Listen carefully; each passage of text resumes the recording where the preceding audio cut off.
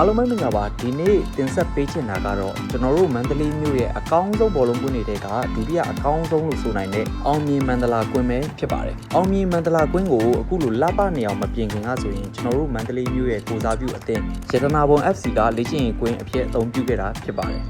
ရတနာဘုံ FC အသုံးပြုခဲ့တော့ကတော့ကွင်းကအခုလောက်ထိမကောင်းပဲဖုံနေတဲတွေနဲ့ကစားရတော်တော်လေးကိုတက်ချူချက်ခဲ့ရတယ်အခုတော့အကြောင်းအမျိုးမျိုးကြောင့်ပဲကျွန်တော်တို့ရတနာဘုံအသင်းကလည်း MNL ပွဲစဉ်တွေကိုရန်ကုန်မှာပဲရှင်ပြိုင်ကစားနေတာဖြစ်ပါတယ်အရင်ကတော့ဘောလုံးကွင်းရဲ့အနောက်ဘက်ပွဲကြီးစဉ်နှစ်ခုတာရှိခဲ့ပေမဲ့အခုတော့ပွဲကြီးစဉ်တွေကဘောလုံးကွင်းကိုဝိုင်းပြီးတော့၄ဖက်၄လမ်းရှိလာခဲ့ပါပြီအခုကတော့အောင်မြင်မှန်လာကွင်းကိုရောက်နေပါ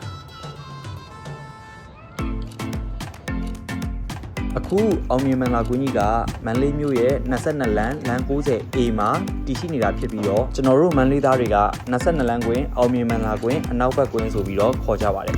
ကွင်းတွင်းမြက်တွေကလည်းလုံးဝအိဖက်နေရကြောင်းကျွန်တော်တို့ဂိုးသမားတွေအတွက်အရန်ကိုရှိုက်ရတဲ့ကွင်းကြီးတစ်ကွင်းဆိုရင်လည်းမှားမယ်မဖြစ်ပါဘူးဒီကွင်းဟာအသက်22နှစ်အောက်တိုင်းနယ်ပြည်နယ်ပွဲတွေမန္တလေးမြို့ရဲ့အပျော်တမ်းဘောလုံးပြိုင်ပွဲတွေကိုကျင်းပပေးနေတဲ့ကွင်းလည်းဖြစ်ပါတယ်။အရင်ကတော့ကွင်းဘေးမှာပတ်လန်းမရှိပေမဲ့အခုပတ်လန်းထည့်ပြီးတော့တိဆောက်ပေးထားတာဖြစ်တာကြောင့်အပြေးသမားတွေကျန်းမာရေးအတွက်လမ်းလျှောက်တဲ့သူတွေလည်းရှိကြပါတယ်။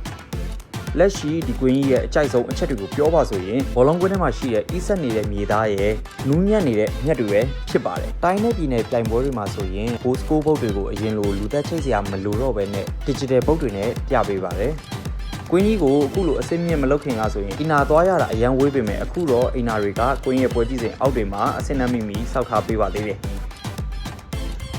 အခုမြင်ကွင်းကတော့ဘောလုံးပွဲအပြီးမြက်တွေကိုကွင်းထဲမှာမြုပ်ထားတဲ့ရေပိုက်တွေနဲ့ရေဖြန်းနေတာဖြစ်ပါတယ်။ကဲအခုကြည့်နေတဲ့မိတ်ဆွေရောမိတ်ဆွေရဲ့မြို့မှာဘယ်ကွင်းကိုအကြိုက်ဆုံးဖြစ်မလဲ။ကွန်မန့်မှာဖြေသွားပေးပါအောင်။ဗီဒီယိုအဆုံးထိကြည့်ပေးတဲ့အတွက်ကျေးဇူးအများကြီးတင်ပါတယ်။နောက်ဗီဒီယိုမှာကြည့်တွေ့ပါမယ်။ Bye